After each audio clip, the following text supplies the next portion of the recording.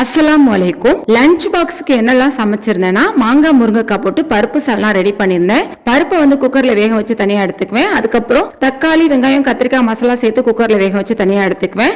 மாங்காவும் முருங்கைக்காவும் உப்பு போட்டு தனியா வேக வச்சு எடுத்துட்டு எல்லாத்தையும் ஒன்னா கலந்துட்டு புளி தண்ணியுமே சேர்த்துட்டு தாளிச்சு விட்டுற வேண்டியதான். என்னுடைய ஸ்டைல்ல மாங்காய் முருங்கைக்காய் போட்ட பருப்பு சால்னா இப்படிதான் ரெடி பண்ணுவேன். காலை சாப்பாட்டுக்கு தோசை மாவு இருந்துட்டா போதுங்க.